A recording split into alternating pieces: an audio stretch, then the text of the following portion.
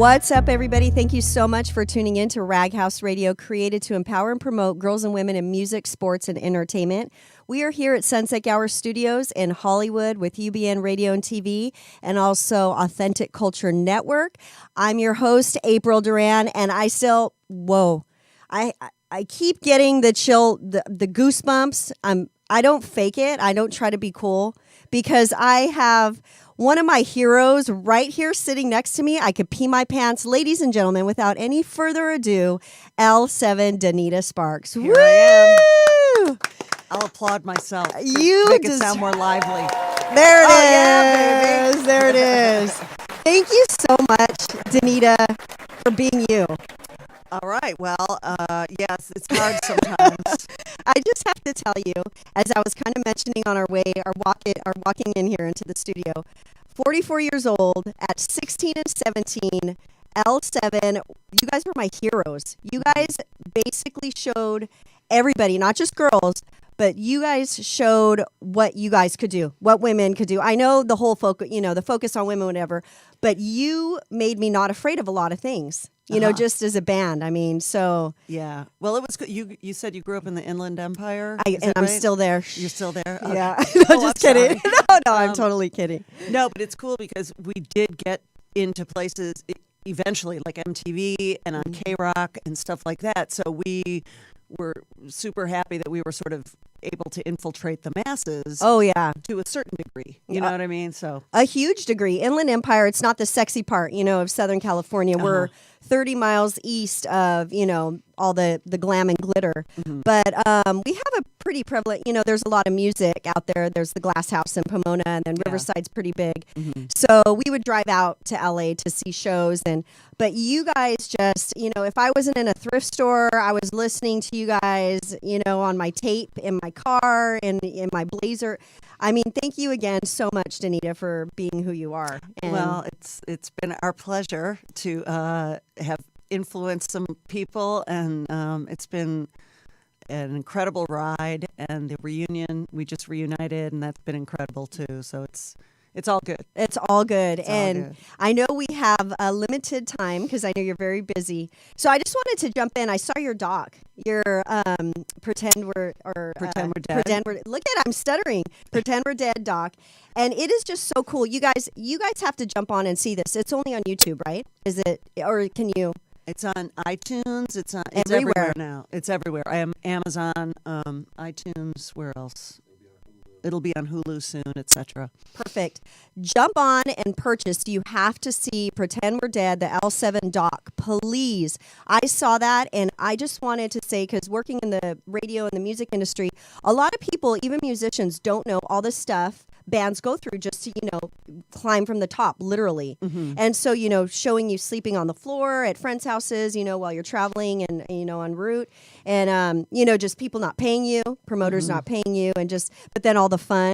Yeah. So I know all that stuff. I'm not touching any topics that are new for you, but I just want to hear, what were your most challenging moments? I know there, if there were any. And then what were your most, exciting moments, growing, from the bottom up? Well, it's weird because I've been asked about the film because there's a lot of fun in the film. Right. And it's like, God, you guys were filming yourself, because most of the footage came from our home movie footage that we shot ourselves back in the day. And was it one of those big cameras? I'm trying to think. It was a big, it was our first purchase. It was $1,000, which was like a crazy price. Yeah, a lot of money. Yeah, but it was a Sony, a big one. It wasn't a shoulder mount. It was like the first handheld, but it was huge. Uh-huh. And that's what we had. And we were filming ourselves during the fun times. Uh-huh. We weren't filming each other crying in a corner, having a meltdown. We were filming ourselves cracking each other up and stuff. So. Yeah. But many challenging times, we had a little tough time getting on metal radio because we did kind of cross over into that scene. But in the United States, we couldn't get on metal radio. Huh. So there were challenges like that. A lot of our peers, maybe who were guys, got further than we did. Oh, yeah, I saw that. Like Soundgarden, Nirvana, those guys were kind of really in our inner circle at Sub Pop Records. And, And I went They're to. doing all right, those Oh, guys. yeah. Well, so are you. So Well, are you know, guys. they're doing a little more all right than L7 ever did. But they just, got very huge. And there were some obstacles that we hit, which was unfortunate. But as an experience, it was incredible. It was a good learning experience. And then it's, you're still here and you can talk about it. That's and right. It's all awesome. And you guys are pioneers, for everybody. You just pushed your way through. You weren't afraid. You just did. You were unique and creative. And so I actually went to the show, Red Hot Chili Peppers, Nirvana, and Pearl Jam. And I remember when we were driving, they were all, who's Pearl Jam? I'll never forget that. But that was, those are the kind of shows that we saw. But, L7, you guys were like my favorite. And so the documentary, you guys, like I said, you guys have to jump on that and support. I know you mentioned in the actual, production how it was kind of hard, just putting it all together. You guys have so many pieces, so many things throughout the years, just to put together a movie. Yeah. So how were you able to pick all the cool? I know you said that you were filming through your own camera when you guys were young, but how did you pick like all the cool pieces to put in this documentary to create it? Well, we had a lot of help from our production team, Blue Hats Creative, who were the producers on the film. And we just kind of kept stuff in the film that was moving the story forward. There's a ton of DVD extras. There's like a half hour of extras on if you purchase the DVD that are really hilarious, but they kind of just didn't fit into the storytelling of our timeline.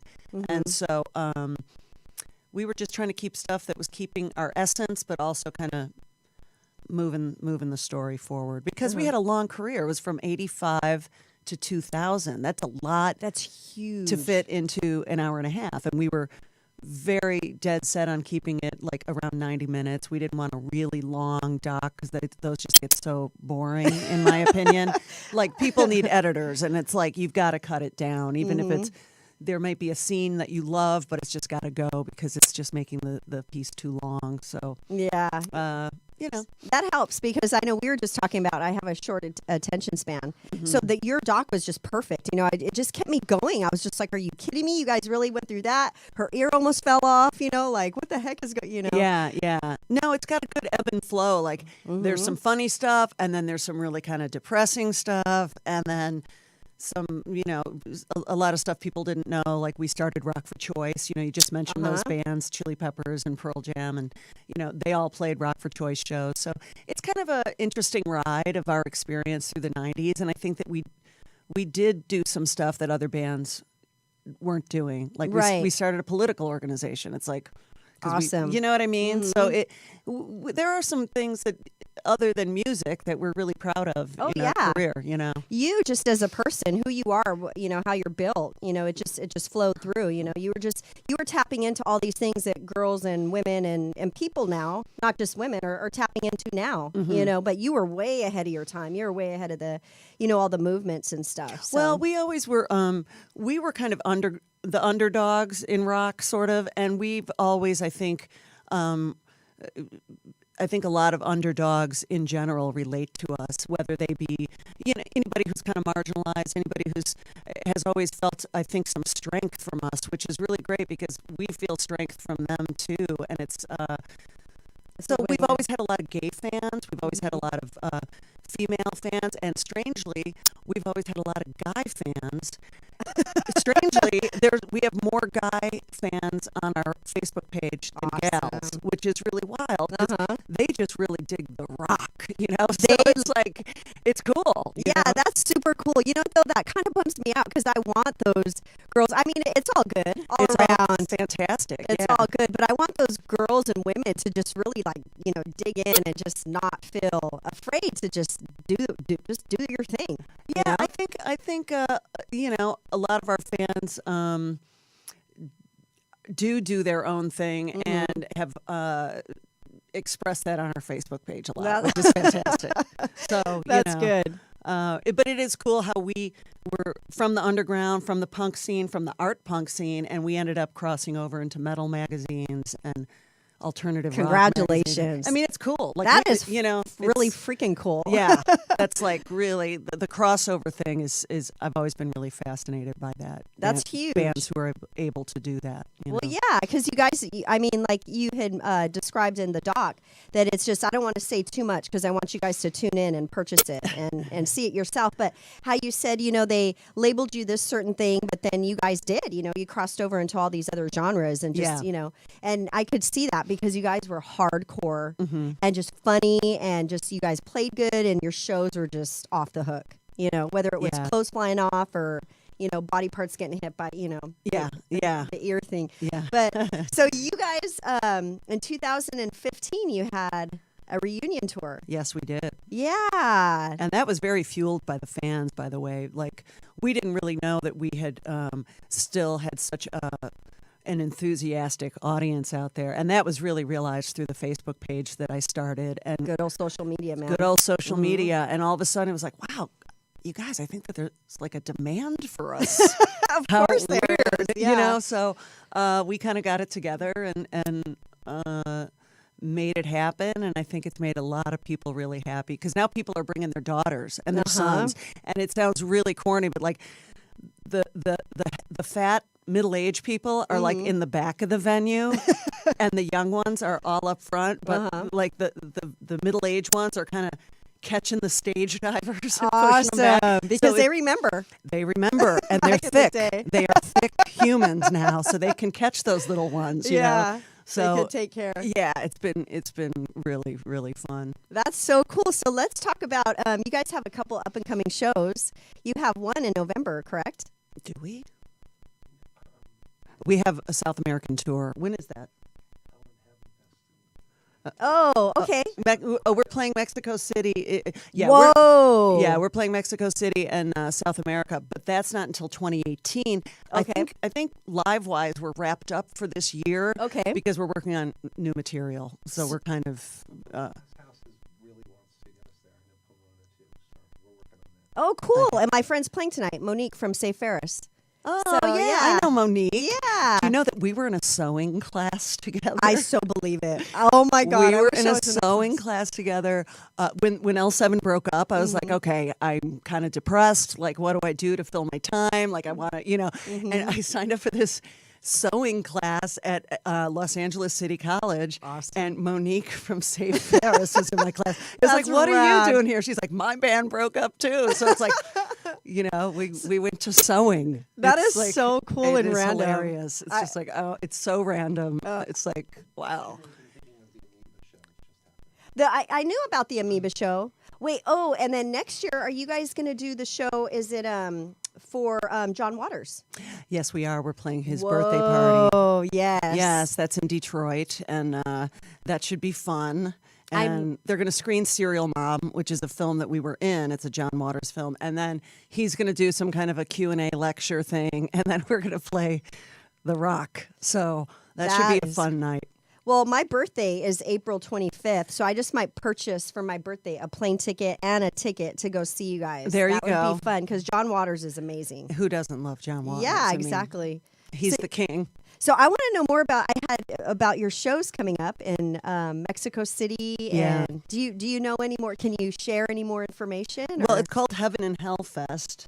Hell and Heaven Fest. It's on Cinco de Mayo. Is the promoter, and it'll be on Cinco de Mayo. Yeah, right Whoa. now we are working on, I don't know, Mike. South America. Come on in. Come on in. So for 2018, we can't get specific other than to say that, South America fans have been dying to There he is. to get the band down there, and we think we're going to jump on that Mexico City leg to make that happen. So fingers crossed on that. We know the fans down there are very robust and rock and roll. They are going to love you. So And They already love you. And this for is sure. Robert Fagan, one of the producers of the film. He's also our manager. So that's who's chiming. Hi, Robert. That's who's chiming in here. Yes. I was trying to drag him in earlier, but he didn't want to steal the show. That's right. That's right. You guys, I thought with upstaging on radio, but then I see the cameras here, so I'm going to slip back. But Europe is also in the works, and U.S. as well. So just look for L7 everywhere. In 2018. In 28. Oops, I just spit on you. Sorry. It's okay. 2018 couldn't come faster. That's right. You guys are going to be busy. Well, we are. We've got another single coming out this year. Oh, yeah. So we put out one called Dispatch from Mar-a-Lago. That came And I out a love couple it. weeks ago. Uh-huh. Thank you. And we're putting out another one probably in mid-December. Let's talk about the Dispatch from Mar-a-Lago. Okay. I had no idea. I try to stay away from politics, and my husband, he's so into it, and I think that's why. But I had no idea the background. For those of you who don't know, L7 just released a brand new song, Dispatch from Mar-a-Lago, and I had no idea it was the vacation spot for Trump. Right? Yes. Well, he owns it. Yeah. He owns it. It's a massive estate in Palm Beach, Florida, that actually has a really cool history, but his family ended up buying it in the 80s or something. But it's just kind of about the fantasy of an angry mob scene storming the gates of Mar-a-Lago, and he's tweeting from the bathroom. And it's just sort of what his people, like, what do the Secret Service think of his tweets? Like, it's the boy who cried wolf all the time, you know? So it's kind of this... We wanted to do something that was just kind of fun and silly and rockin', that wasn't too heavy about Trump. Because, we've actually got fans who are Trump fans. So, it's like we don't want to cause a big, like, divisive thing. Right. But, we felt that we would be negligent to not comment on the current political climate because it's pretty wild, so... And the film came out, the first screening of the film was like 4 days after the election, and that was in New York, and just the sad faces in the audience and stuff. So it was kind of like, let's just do a song, get it out of the way, and then we maybe won't have to deal with this subject matter again or much longer, because who knows what's going to happen. Who knows, Who man? knows? It's crazy out there, but the song is awesome. Yeah, we like it. It was produced by Billy Bush, and he's worked with Butch Vig from Garbage quite a bit. He's married to Shirley Manson. Awesome. And so that was a really cool experience working with Billy. That is super cool. Yeah, I played the song, and I'm just like, whoa, here they are again, So this is, it was awesome. And then the documentary, and then the tour coming up. So I just want to go back to you guys hitting Mexico City. I just want to let you know they are so dedicated. Yeah. They love. They're totally into metal. They're into hard.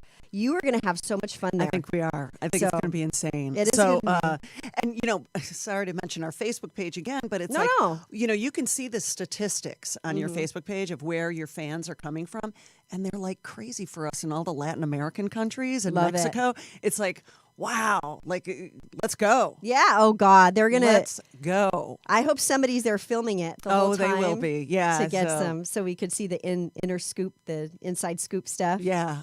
Awesome. Well, I know we don't have very much time. I just want to ask you, moving forward with all the, the new song and the tour coming up, is there anything different? I know, you're older now from when, but is there anything from your previous experiences, that you're going to utilize and, that you're going to stay away from? Because I don't know if I'm making it clear, but I know like previously the promotion teams weren't paying you and all that kind of stuff, or maybe, but through all that experience, is there anything you could just kind of give, share for other musicians, I guess, that are going to...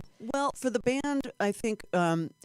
professionally, how we kind of represent ourselves on stage now is we really mean business. Like, we got to a point where we were back in the day just kind of screwing off sometimes and just kind of entertaining ourselves, which got very sort of, I look at some of the footage now and I think it's great, but I'm also like, God, what were our fans thinking looking at this crap? Like, why are we like reenacting the JFK assassination on stage in Dallas? You know, it's like, why are we doing things like that?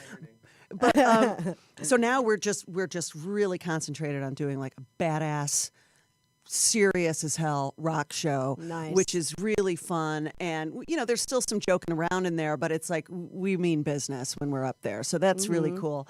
And then I think that the immediacy that you can release music now is very super cool. And I love that. So that's very different than back in the day. Right. And also, possibly crowdfunding a record instead of getting on a label, because then you own it.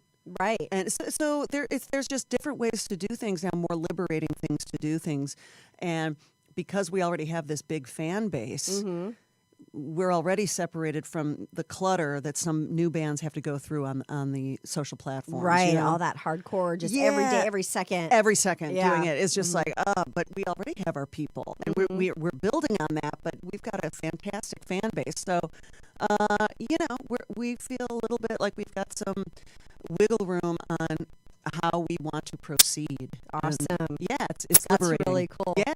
That's so awesome. cool. Well, if you guys are going to do a crowdfund and the whole, crew wants to come in and we could promote, or, you guys are more than welcome to be back, and Wonderful. we could just push it on every channel and just make people, Super cool. We are very seriously contemplating it. So, Okay. yeah. Well, let me know. I will. Huh? We'll For be sure. happy. You guys come on in. We can hang out all day. Right on. Well, are there any shout outs or anything to close this up, or anything? I don't want to skip over anything important. Well, I want to give a shout out to my gals in L7, Suzi Gardner, Dee Placus, Jennifer Precious Finch, and want to give a shout out to our publicist, Girly Action, who are amazing. Awesome. And April. Oh, thank you. Thanks. Thank you, April, Thank for you. having me. Well, thank you for being you, like I said, and I'm not blowing smoke up your ass either. You guys rule. You guys are amazing. Thank you so much. L7, Donita Sparks, everybody. Woo! Can we get another audience? Yeah. There she is, right Can there. we put that on like 5 separate tracks and make it really monstrously huge? Yeah. Woo! Yeah. And the crowd goes wild. Awesome. There it goes. Wow, you guys are amazing. Thank you so much. Donita Sparks, L7, ladies and gentlemen. This is Rag House Radio. I'm your host, April Duran. Just a quick note, this segment was sponsored by Sundapple Boutique and also Dina Gale Music Studios. We love you. We love you guys. L7, we're here for you guys, so just let us know. Right on. You have a wonderful evening. It's been wonderful Mwah. being here. Thank you so much, April. All right. You guys have a good night. Ciao.